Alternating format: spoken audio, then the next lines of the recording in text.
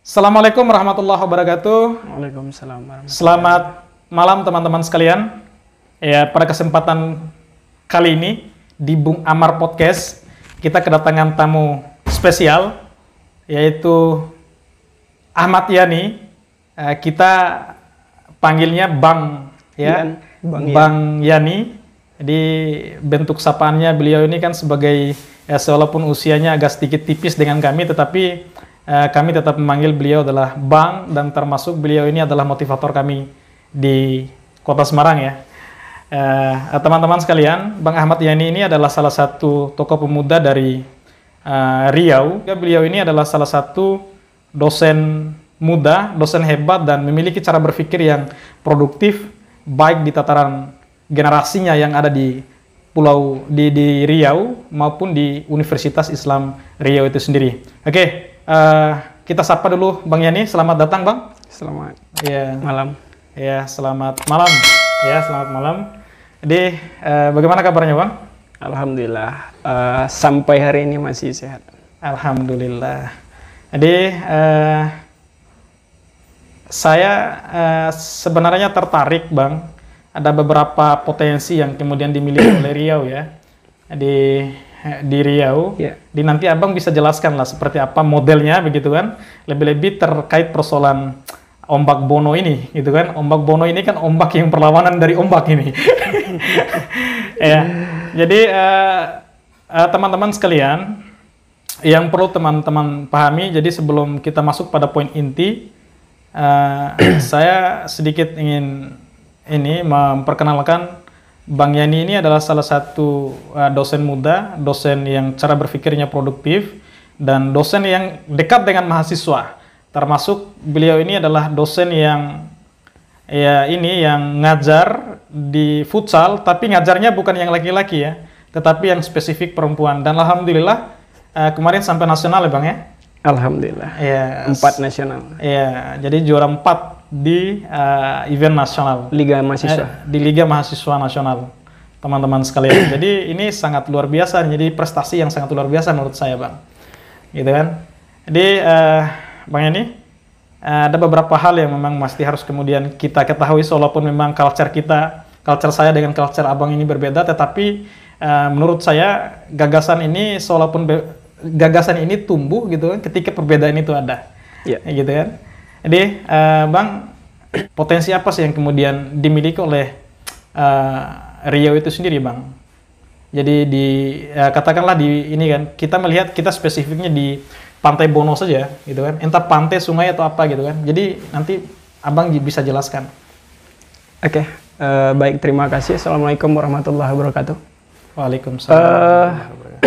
Begini, berbicara masalah potensi, sebenarnya kalau bicara potensi apalagi itu alam ya, mungkin kami di Riau tidak ada apa-apanya dengan di NTB, apalagi di Bima sana, itu apa yang saya lihat itu luar biasa gitu. Cuman ada sedikit yang saya mau berbagi dengan teman-teman barangkali ya. Di Riau itu ada sebuah fenomena unik. Yeah. Dikatakan unik, ada sebuah sungai yang mampu menghasilkan gelombang, dan gelombangnya itu tidak kalah bagus daripada gelombang yang ada di laut. Fenomena ini terjadi sama halnya dengan di laut barangkali. Gelombang laut itu terjadi apabila ada angin dan tidak tiap waktu. Ombak itu ada dan muncul dan bisa dimanfaatkan. Nah, seperti itu juga dengan apa yang ada di Bono. Nah, Bono ini kalau masyarakat di sana bilang artinya benar. Karena dari cerita zaman kerajaan dulu itu ada sebuah perkumpulan yang ingin diadakan di kerajaan Pelalawan itu, tetapi salah satu dari perwakilan perkumpulan itu tidak bisa sampai ke sana, diakibatkan terbentur dengan adanya ombak itu. Nah, maka pada saat itulah penjelasan disampaikan bahwa ombak itu benar-benar ada, maka muncullah kalimat Bono di sana. Nah, fenomena alam ini terjadi kalau kita berbicara melihat dari sifatnya air tentu mengalir dari dataran tinggi ke dataran rendah kan, ya. Itu dasarnya ya sifat. Tetapi ketika fenomena ini terjadi, maka hal itu terbantahkan. Hal itu terbantahkan, maka air pada saat itu ya mengalir dari Dataran muara itu Iya. ke hulu. Dan itu bukan sekilo 2 kilo, puluhan, malahan ratusan kilo. Itu luar biasa itu, Bang. Seperti itu kira-kira fenomena yang ada di sungai sana. Sungainya Sungai Kampar. Dan ada beberapa artikel yang saya baca yang mampu menghasilkan gelombang ini ada 3 tempat yang terbesar. Yang pertama itu ada di Cina, kemudian Amazon di Brazil, dan seterusnya kita di Riau. Persisnya itu di Riau, kita Indonesia gitu ya. Di Kecamatan Pelalawan, Desa Menanti gitu ya? Bukan? Bukan, Pelalawan itu ibu kota kabupaten. Apa sih Bono itu, Bang? Bono itu sebenarnya ombak. Iya, ombak ya. Jadi kalau kita bercerita berdasarkan cerita rakyat, dulu ombak itu Bono itu ada 2. Yang jantan, ya jantan ini bahasa di sananya, itu laki-laki, itu adanya di Sungai Kampar. Kemudian yang betinanya itu ada di Sungai Rokan. Nah, itu ceritanya. Nah, maka pada pada bulan naik, maka gelombang itu muncul dia. Biasanya gelombang kalau bercerita masalah bulan, kita bulan di sana dihitung bukan berdasarkan kalender Masehi ya, tetapi Hijriah. Itu biasanya terhitung 13, 14, 15 itu tinggi, gelombangnya tinggi. Dan itu terjadi hampir setiap bulan. Nah, ketika bulan itu turun, maka menurut ceritanya itu Bono yang ada di Sungai Kampar itu pergi ke Rokan itu. Nah, kemudian mereka sama-sama pergi ke laut. Nah, pada saat itu tidak akan terjadi gelombang apa-apa. Nah, itu menurut cerita rakyatnya. Karena orang tua-tua di sana mempercayai itu. Nah, dulu itu Bono ini sangat ditakuti. Sangat ditakuti karena Bono itu terdapat 7 gelombang. Kalau berdasarkan cerita masyarakat di sana, gelombang itu katanya seperti kuda, maka akan ada 7 tingkatan ya. 7 tingkatan itu kalau dulu ada PLTA di Kota Kampar itu. Sebelum itu ditutup dijadikan PLTA, debit air di Sungai Kampar itu tinggi. Maka ketika gelombang itu terjadi, ketinggian gelombang itu mencapai 6-8 meter. Dan biasanya kalau itu datang sampai 15 kilo dari pinggiran sungai itu dapat sama air. Nah, maka tidak ada warga yang berani berada di pinggiran sungai itu. Tetapi semenjak PLTA itu ditutup, debit air tentu mengecil. Nah, kemudian gelombang yang ada itu kisaran 3-4, 4, 5, dan 6 paling tinggi itu.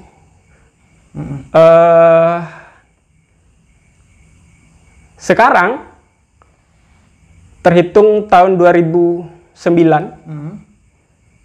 apa yang ditakuti sama masyarakat selama ini kalau gelombang itu adalah berkaitan dengan mitos,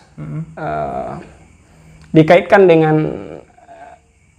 mistik, tetapi ketika tahun 2009 itu terbantahkan karena ada salah satu dari turis asal Prancis, Mr. Anthony, itu mencoba datang ke sana, kemudian memanfaatkan gelombang yang ada itu untuk surfing.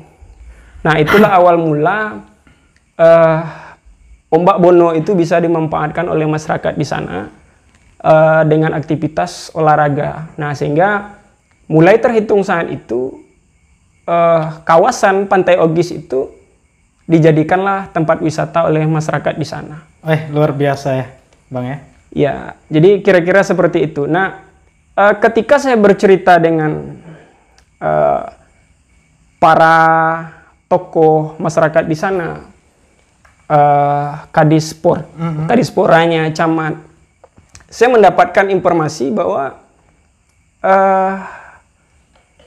terjadinya ombak bondong itu akibat benturan 3 arus sebenarnya.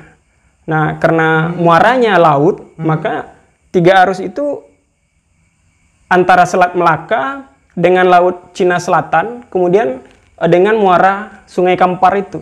Nah, benturan itulah karena laut itu airnya banyak, pasti tinggi, maka benturan itulah yang mendorong air itu kembali naik ke atas.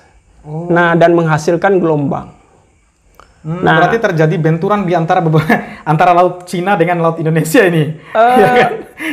Selat Melaka, tepatnya Selat Melaka dengan Laut Cina Selatan itu, kemudian dengan muara Sungai Kampar itu. Nah, benturan itulah yang mendorong air kembali masuk ke dalam. Nah, tetapi kan ini kan tetap fenomena yang luar biasa ya, karena benturan itu menghasilkan gelombang, dan gelombang itu bisa dimanfaatkan, dan itu jarak tempuhnya sampai puluhan kilo, ratusan kilo. Nah, luar tahun biasa. 2009 itu dimanfaatkan oleh saudara Antoni itu, yang dari Prancis.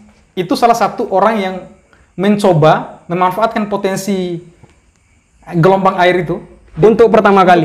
Untuk pertama kali baru tahun 2009. Wah, luar biasa itu. Sampai terhitung 2009, maka di 2010 itu beliau mengundang turis-turis asing itu. Prancis, Brazil, Inggris, dan seterusnya itu untuk menjajal Bono itu.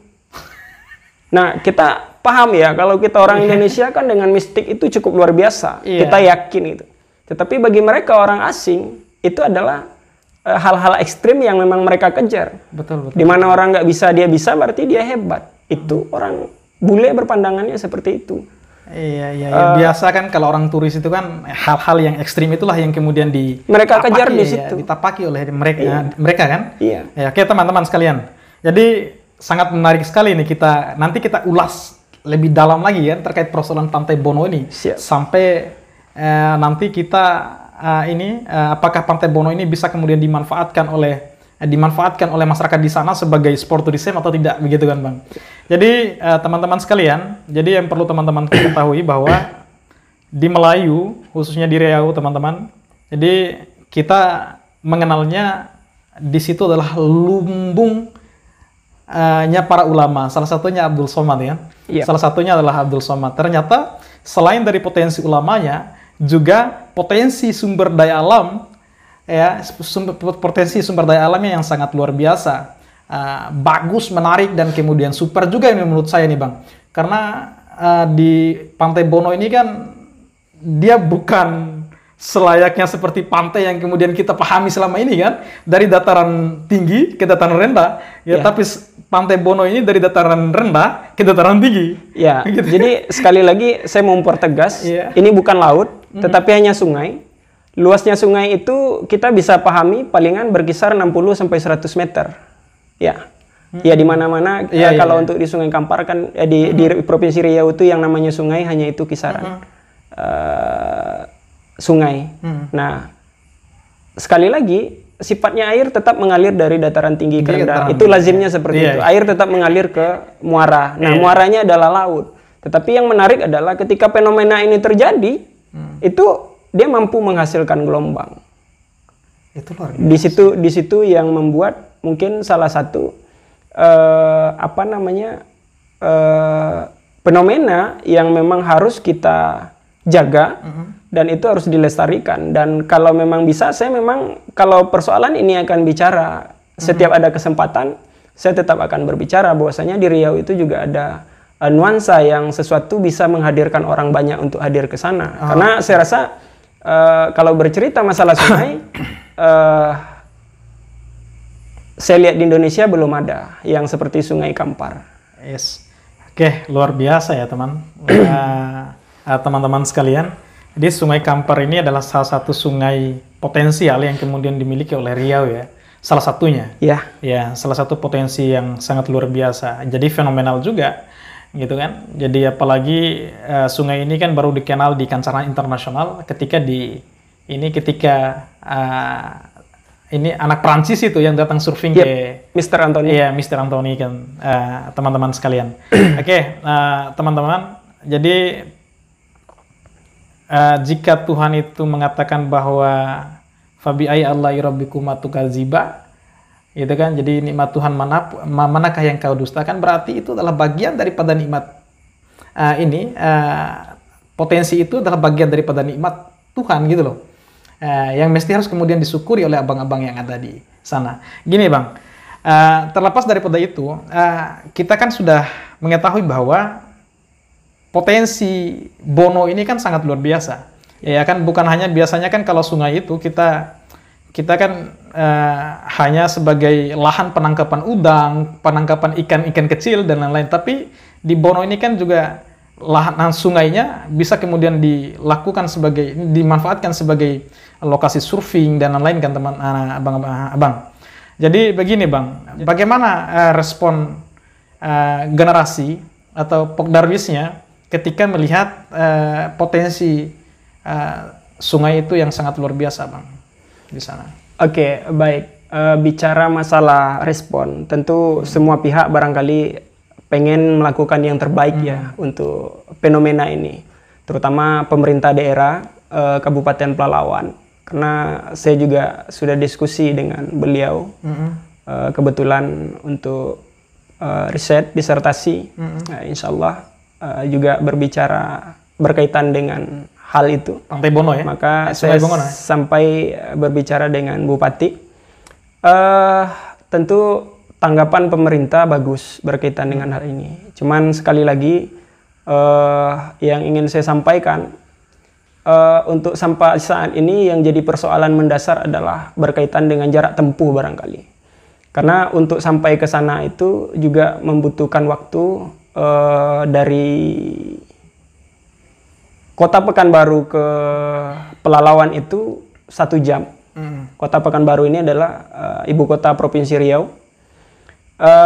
Dari Pelalawan itu sampai ke Kecamatan Teluk Meranti itu butuh waktu lebih kurang 3 jaman. Nah, cukup jauh sebenarnya. Tetapi walaupun demikian, orang tetap berdatangan ke sana. Ya karena bagi sebagian orang, kalau masyarakat yang tinggal di sana itu kan sudah biasa mereka melihat itu. Tetapi bagi orang yang baru, tentu ini menjadi sebuah pertanyaan di benak masing-masing. Seperti apa sih gelombangnya, kok bisa menimbulkan gelombang? Nah, usaha ini terbukti pemerintah menunjukkan lewat beberapa kegiatan. Tahun 2009 itu datang turis asing, kemudian 2010 menghadirkan lebih banyak lagi. Maka pada tahun berikutnya di sana diselenggarakan event. Ya, event ini bukan sebuah perlombaan, tetapi mereka memang menikmati suasana sungai itu. Karena kemarin sempat berbicara dengan Pak Andi selaku Kadispora, ia berbicara masalah masa air ya, berat air. Ternyata di sungai itu lebih berat daripada air laut. Itu dikarenakan mungkin karena benturan ombak, gelombang itu kan sifatnya menggulung, sehingga pasir-pasir di dasar itu naik. Nah, sehingga itu yang menjadikan berat ya, beban. Berarti Sungai Bono itu menjadi tempat surfing terbaik di Indonesia ya? Kalau dibilang tempat surfing terbaik, saya nggak bisa jawab itu. Tetapi dengan adanya event itu pada tahun 2016, itu peselancar asal Australia di sana memecahkan rekor surfingnya. Ya, beliau mampu melakukan surfing itu selama 1,2 jam di atas papan surfing tanpa turun. Nah, itu rekor yang beliau pecahkan. Yang selama ini paling orang hanya berani, kemarin itu ada dari Inggris ya, pada tahun sebelumnya 2015 Steph King itu beliau jarak tempuh yang hanya berani beliau lakukan itu sebanyak 12,23 km. Dan kabarnya itu pun tidak sewaktu-waktu beliau jatuh gitu ya. Artinya kalau berbicara masalah pemecah rekor, jangankan untuk di Indonesia, untuk di dunia mungkin hanya Sungai Kampar yang mampu menghasilkan gelombang yang lama, dalam waktu lama ya. Karena kalau mereka gagal di gelombang yang pertama, mereka bisa muncul di gelombang yang kedua dengan kualitas gelombang juga tidak terlalu jauh berbeda, dan seterusnya sampai ke gelombang 7. Hampir sama dengan air laut, Bang. Ya, seperti itu dia. Bahkan air laut itu hanya sebentar saya pikir, Bang. Hanya di pinggir pantai. Ya, gitu kalau kita perhatikan cara bermain di pinggir laut, itu kan angin datang dari tengah ya. Iya, kemudian menyosor ke pinggir pantai. Ketika sampai di pinggir pantai, gelombang habis. Iya, nah, paling mereka bermain itu ya 10-15 menit. Sampai 20 menit. Tetapi beda perkaranya mungkin ketika di gelombang ini. Asal mampu aja berdiri dan bisa mengimbangi papan selancarnya, terbukti. Sampai 1,2 jam yang dari Australia mecahkan rekornya di sana. Kegiatan-kegiatan event yang kemudian dilakukan oleh masyarakat di sana, lebih-lebih mungkin yang kemudian dilakukan oleh pemerintah, lebih khusus mungkin ke dinas pariwisatanya, per tahunnya berapa kali, Bang? Kalau event resmi berkaitan dengan berselancar ini cuma sekali setahun. Itu biasanya itu rutin dilakukan setiap tahun. Itu rutin, dan itu sudah menjadi kalender nasional. Itu udah di pariwisata nasional gitu, bukan hanya sebatas pariwisata Kabupaten Pelalawan atau Provinsi Riau, tetapi udah agenda nasional. Kira-kira aksesibilitasnya bagus nggak di sana, Bang? Infrastrukturnya, kemudian penyediaan WC dan lain-lainnya, segala macamnya di sana kan. Artinya kan kalau tempat wisata yang bagus itu pasti menyediakan, lebih-lebih kan sekarang ini Bono itu udah dikenal di mancanegara gitu kan. Berarti di sana ya, aksesibilitasnya sudah bagus, kemudian penyediaan tempat-tempat yang lain termasuk penjualan produk-produk lokal, lebih-lebih produk lokal gitu kan. Dia kira-kira tersedia nggak di situ, Bang? Itu yang sebenarnya saya sayangkan sampai hari ini. Bono, kalau saya tidak salah dari 58 objek wisata yang ada di Pelalawan itu termasuk Bono salah satunya dijadikan objek wisata. Tetapi pengelolaannya menurut saya masih jauh dari harapan pariwisata gitu ya. Kenapa saya berani mengatakan demikian? Ada beberapa hal yang barangkali seperti pengelolaan. Harapan orang banyak tentu dengan adanya event di sana, pariwisata di sana, akan memberikan dampak yang luar biasa terhadap masyarakat di sana. Tetapi pengelolaan ini yang belum saya nampak. Ya, berkaitan dengan kalau ketersediaan barangkali seperti WC, parkir dan sebagainya, itu mesti dikelola secara katakanlah swadaya masyarakat di sana gitu. Kemudian untuk berbagai kerajinan daripada masyarakat di sana juga belum terlalu menonjol dan nampak gitu. Sehingga kalau dibilang tidak ada, tetapi seperti hal-halnya pariwisata yang sudah digemari orang banyak, katakanlah yang berada di pusat-pusat kota, itu masih jauh. Kira-kira sudah ada ini nggak, Bang? RPJM D-nya nggak? Kalau bicara masalah RPJMD-nya, kemungkinan sejauh yang saya tahu belum ada kayaknya. Belum ada ya? Belum nampak. Berarti dugaan saya bahwa kalau RPJMD-nya tidak kemudian dinampakkan, berarti RIPDA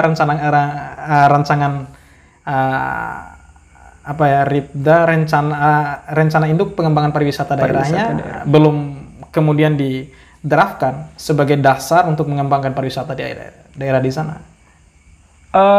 Kalau saya membaca itu secara global dilakukan, spesifik per item pariwisata itu belum nampak. Nah, ini yang saya kesalkan juga, sehingga ya kita tidak tahu kalau katakanlah di dalam kita berkeluarga itu kakak beradik, oke, semuanya sama punya nama, rambut sama hitam, gitu. Tapi usia kan juga akan membedakan, tidak akan mungkin kualitas belanjanya sama. Kalau disamakan anak paling tua dengan anak paling bontot kan sangat tidak mungkin. Nah, kira-kira seperti itulah logikanya yang ingin saya sampaikan. Artinya harusnya rancangan itu dalam bentuk apapun disesuaikan sehingga jelas anggaran ini untuk mengelola ini yang akan kita bangun. Ataukah mungkin di sekeliling Pantai Bono itu masih hak milik prerogatif, artinya kan milik perorangan, Bang. Jadi sehingga pemerintah juga tidak berani melakukan intervensi lebih jauh terkait persoalan wilayah-wilayah yang terdekat itu. Artinya kan upaya untuk mengembangkan pariwisata di suatu daerah, maka minimal daerah ini, ya, minimal lokasi itu adalah hak milik daerah, itu loh, atau negara yang kemudian dikelola oleh daerah itu sendiri. Apakah di Pantai Bono itu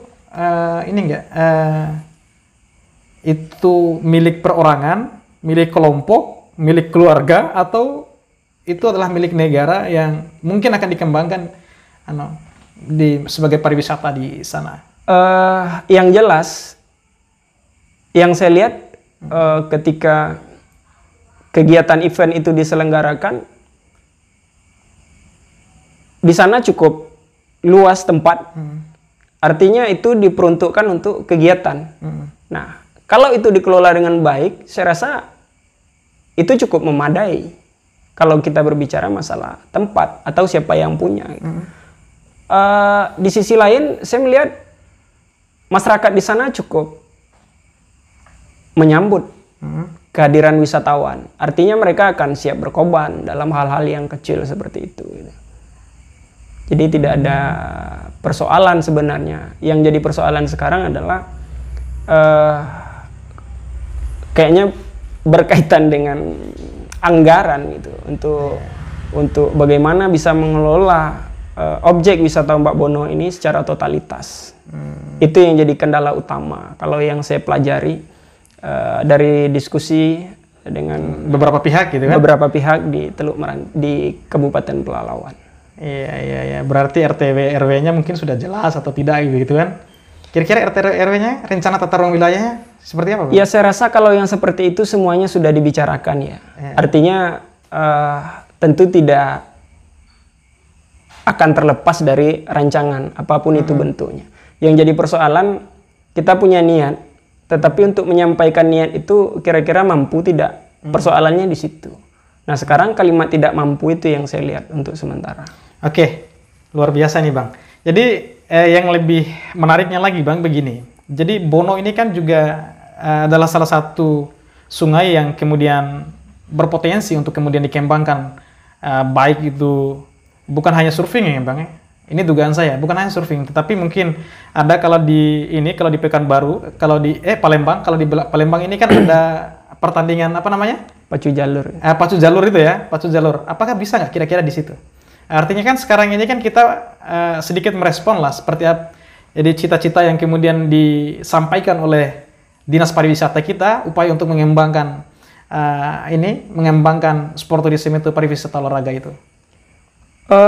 Berbicara masalah Sungai Kampar, tepatnya di Sungai Ogis itu, yang berada di Kabupaten Pelalawan. Sebenarnya untuk saat ini udah ada dimanfaatkan dalam hal lain, dan ini cukup sudah jadi tradisi di sana. Sebelum para surfing itu datang, mereka sudah melakukan ini. Namanya itu apa namanya itu? Istilah masyarakat di sana berkuda bono, bakudo bono itu artinya setelah gelombang yang kuat itu, yang 7 lapis itu lewat, nah mereka keluar dengan menggunakan sampan yang cukup, ya kira-kira yang namanya sisa gelombang tetap tinggi ya. Nah sampannya itu saya rasa sekitar 3 meteran ada luasnya, dengan panjang bisa 8, bisa 12 ya. Iya, kalau mereka menggunakan sampan itu untuk menikmati sisa-sisa gelombang itu. Tadi. Nah, itu yang dikatakan ombak bono. Mereka bakudo bono. Bakudo bono itu kan seolah-olah naik kuda. Itu dia istilahnya seperti itu. Saya pikirnya kuda. Dan tidak jarang kalau hanya sisa gelombang, air itu akan masuk ke dalam sampan yang masyarakat gunakan. Nah, itu juga dimanfaatkan untuk itu gitu. Dan banyak juga mereka yang pengen mencoba Dan kalau itu dikelola dengan baik oleh masyarakat di sana, ini kan juga bisa berbicara masalah keuntungan. Iya, Kan ekonomi. seperti itu ya ekonomi. Nah, tetapi sampai hari ini kalau berkaitan dengan pelaksanaan Bekuda Bono ini masih sifatnya belum terlalu dikomersilkan. Seperti itu. Iya. Kemudian berbicara masalah yang di Palembang tadi ya, Pacu Jalur. Iya, ya. Pak Susel. Pacu Jalur di sana bisa dikembangkan dan itu pernah diadakan di sana. Tetapi kalau untuk di Provinsi Riau yang dikenali orang Pacu Jalur itu di Teluk Kuantan tepatnya. Event di Teluk Kuantan itu juga 1 kali setahun. Biasanya itu berkisaran Hari Kemerdekaan, proklamasi kemerdekaan kita pada 17 Agustus itu. Maka event di sana juga sudah mendunia dan biasanya event di situ yang berada di Teluk Kuantan itu sudah diikuti oleh beberapa negara gitu. Dan tidak jarang kalau untuk acara pembukaan kadang presiden yang hadir di sana. Itu sudah besar ruang lingkupnya. Kalau untuk pengembangan Pacu Jalur ya. Berarti beda sungai ya, Bang ya? Beda sungai. Beda sungai ya. Tetapi di sungai yang sama juga pernah dilakukan Pacu Jalur, tapi tingkatnya berbeda. Tingkatnya berbeda. Iya. Oke. Kira-kira begini, Bang. Jadi selama pantauan Abang, biasanya kan tempat pariwisata ini pasti ada masyarakat yang kemudian berikut berpartisipasi. Bukan hanya sebagai wisatawan lokal, tetapi juga mereka mengembangkan ekonomi kreatif di dalamnya. Kira-kira seperti apa, Bang, respon masyarakat terhadap hadirnya terhadap potensi sumber daya alam di ini Pelalawan itu, Bang. Jadi apakah memang ada nggak, kira-kira ada nggak masyarakat yang memanfaatkan itu sebagai lahan industri? Jadi begini, yang pertama yang diuntungkan ketika adanya orang berkumpul, otomatis para pedagang. Nah, pedagang ini kan banyak bentuknya. Seperti orang yang jualan makanan, bisa itu rupa makanan ataupun warung-warung kecil dan seterusnya. Nah, dan juga bisa seperti penjualan atribut luaran daripada apa sih yang bisa dihadirkan sebagai cenderamata dari tempat wisata itu kan seperti itu ya kira-kira. Iya. Nah, bukan tidak ada, tetapi belum banyak mereka yang mau terlibat dengan hal-hal seperti itu. Kemungkinan itu perlu diasah ya, artinya diadakan pelatihan dan sebagainya, akan dibicarakan keuntungan secara ekonomi. Itu tentu pihak pemerintahan yang harus mensupport itu selalu kepada masyarakat yang ada di sana. Jadi belum terlalu banyak orang yang berbuat untuk penjualan cenderamata di sana. Oke, siap, Bang.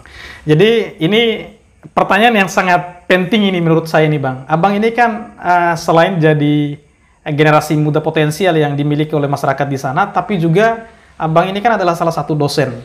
Ya kan, dosen di Universitas Islam Riau gitu. Iya. Tentu Abang ini kan memiliki mahasiswa yang banyak.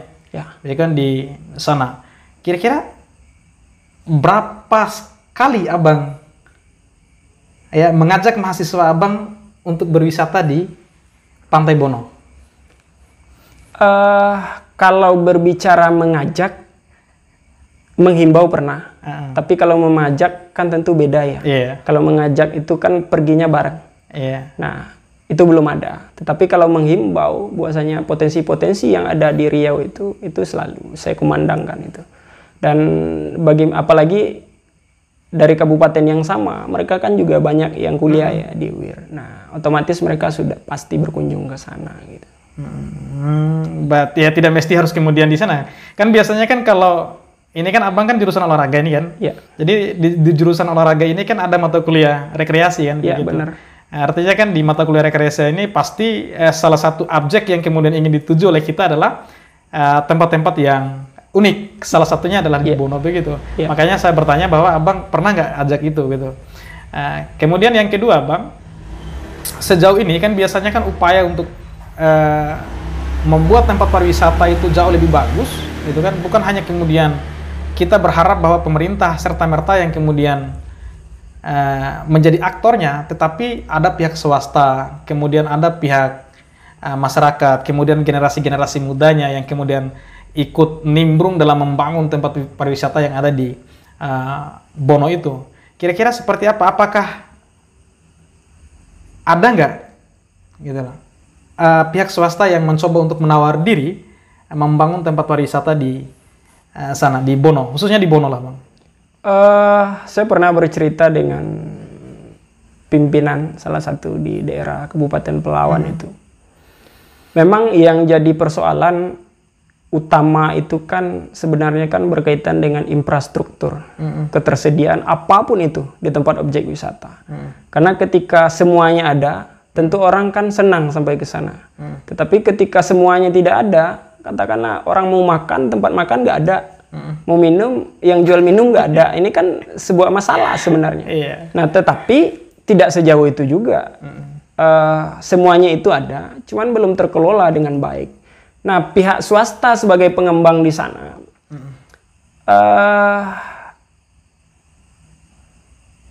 sampai hari ini terbentur kayaknya dengan apa yang ditawarkan, dengan kesanggupan dari pemerintah itu sendiri.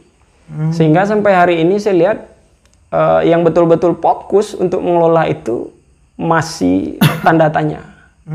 Ya, kalau berbicara masalah kelengkapan infrastruktur ini kan butuh anggaran yang besar ya, agar benar-benar kelihatannya oke. Nah, yang saya lihat di sana, kalau orang masih mau melihat aktivitas berselancar itu, tentu dari pinggir sungai, gitu. Tetapi tempat masyarakat menonton juga, belum layak. Layak dalam arti kata, kalau gelombang itu datang, dan tidak jarang, yang menonton itu juga kena percikan air.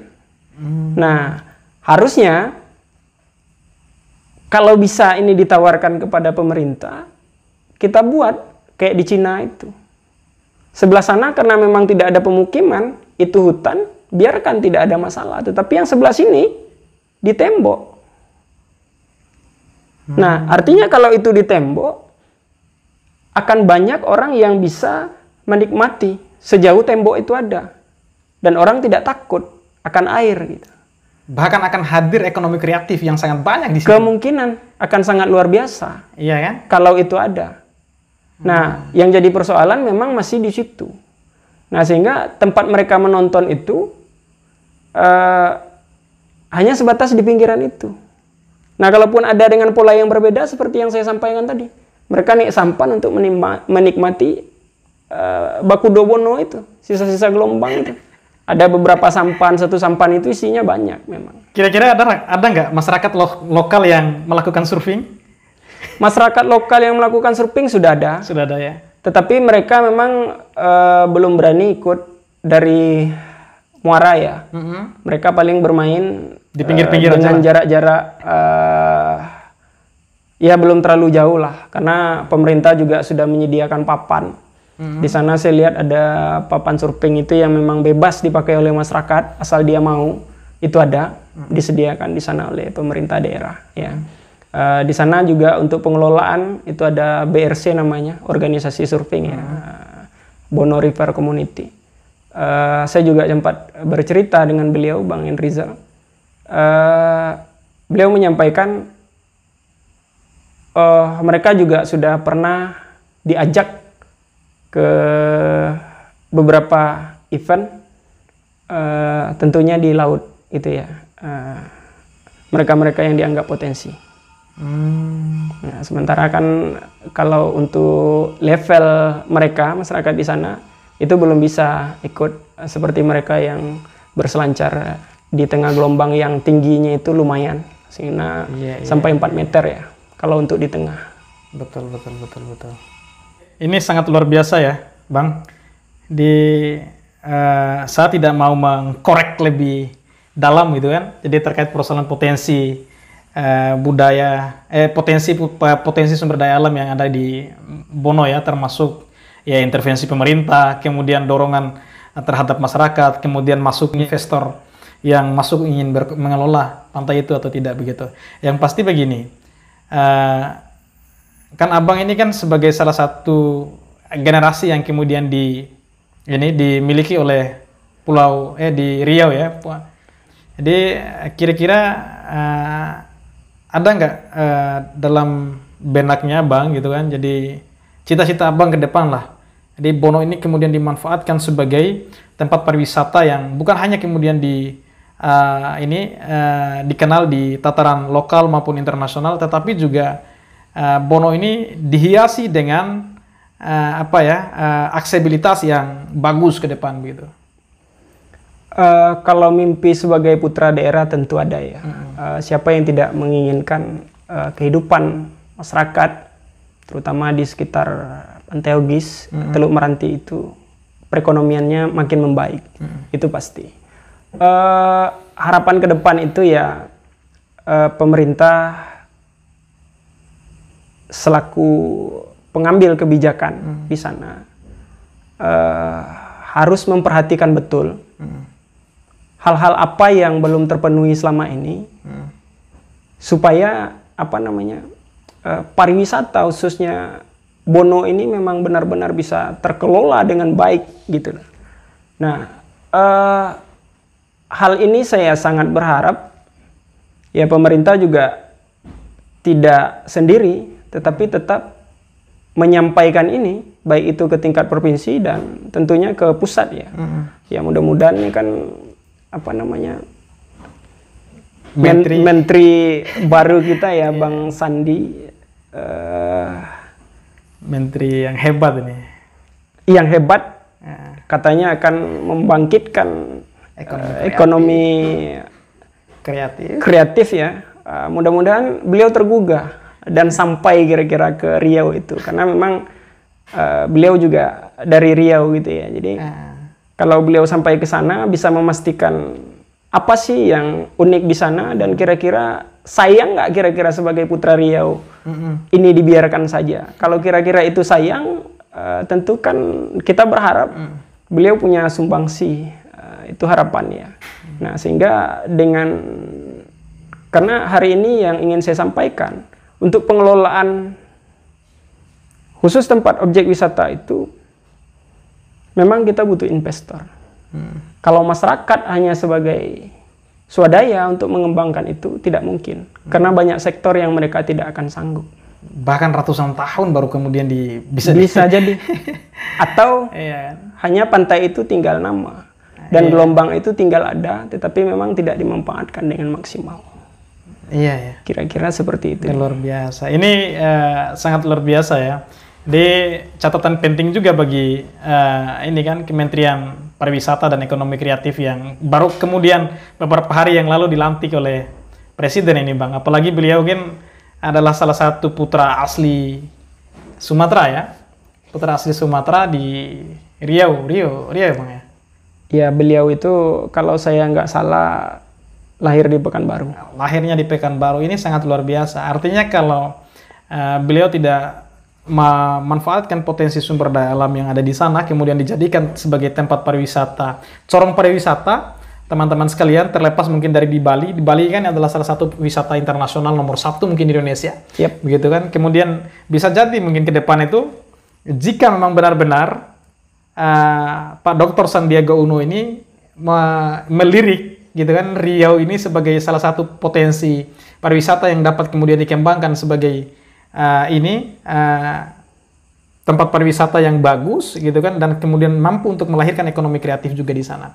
Artinya Pak Sandiaga Uno ini bukan hanya kemudian membuat tempat pariwisata itu jauh lebih bagus, tetapi juga membuka lapangan pekerjaan melalui melalui ekonomi kreatif, kemudian memberikan pekerjaan terhadap masyarakat, generasi muda dan lain-lain di sana begitu. Ini yang terakhir Bang Yani, harapan ke depan itu seperti apa?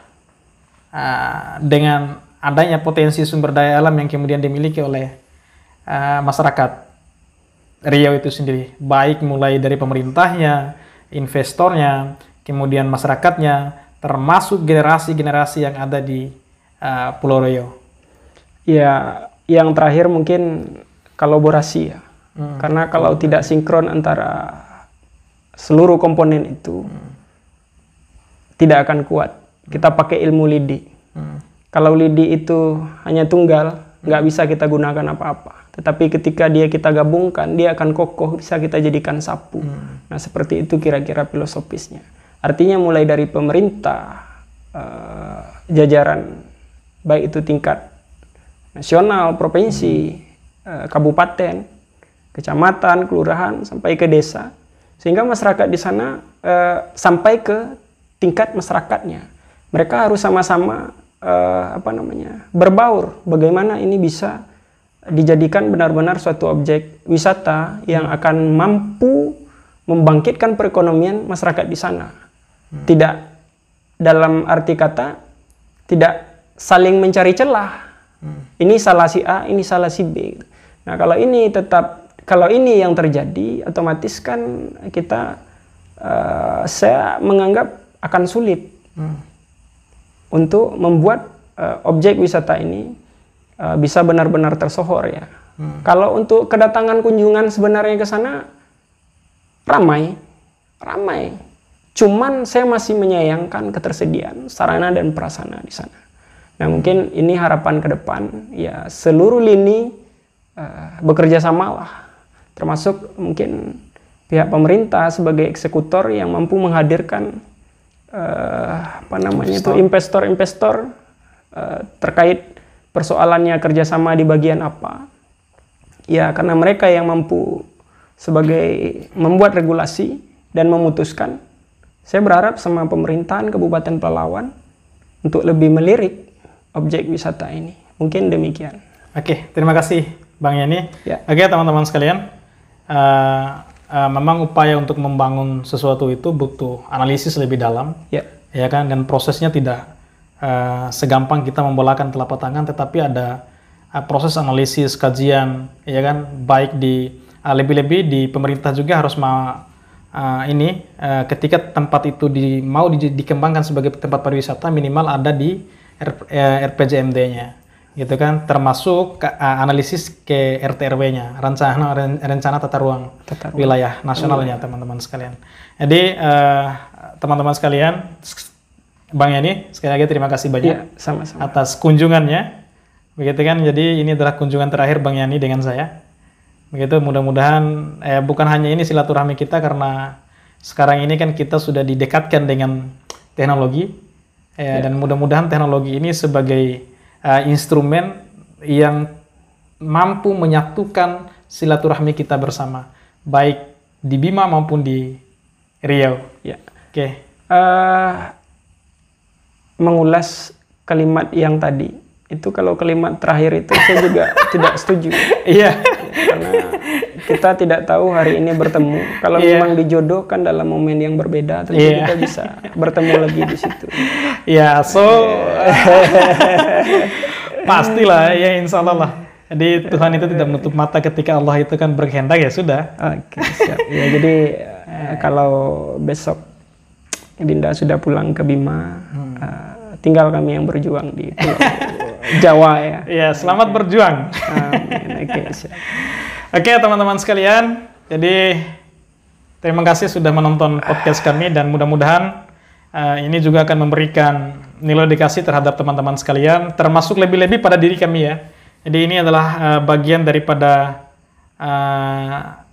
proses menempa diri kami, bagaimana kemudian kami ini kelak kemudian hari menjadi manusia atau makhluk yang kemudian diciptakan oleh Tuhan, ya, yang berguna untuk kepentingan nusa dan bangsa. Saya bukan wartawan, saya bukan apa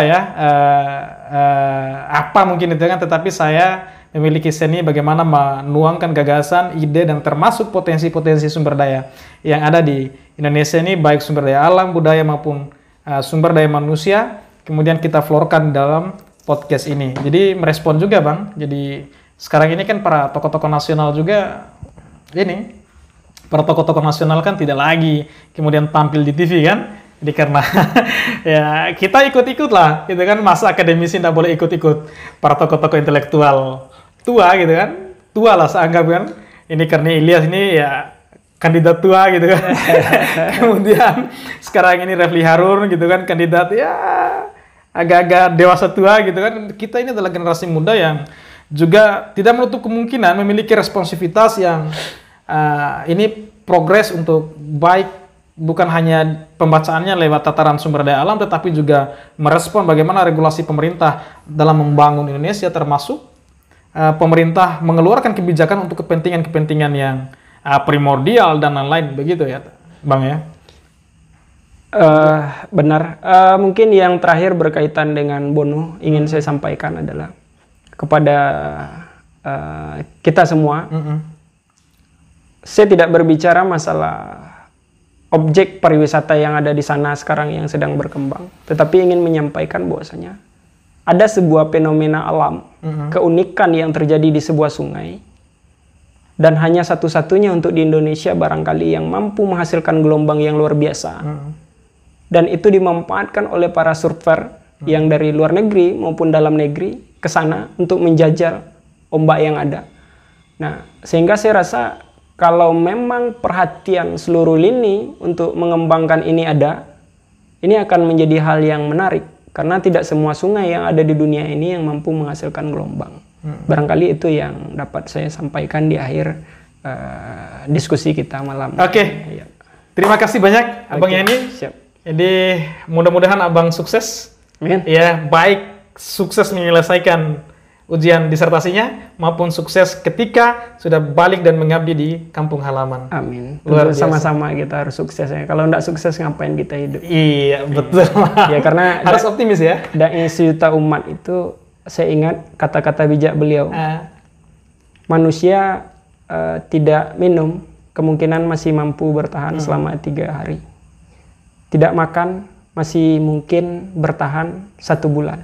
Tapi ketika kita tidak punya cita-cita, 1 detik aja harga diri kita ini nggak ada gunanya gitu. Artinya tujuan hidup itu harus kita mau kemana, karena kita yang nentukan. Betul, betul. Kalau memang kita mau mampir ya minggir dulu.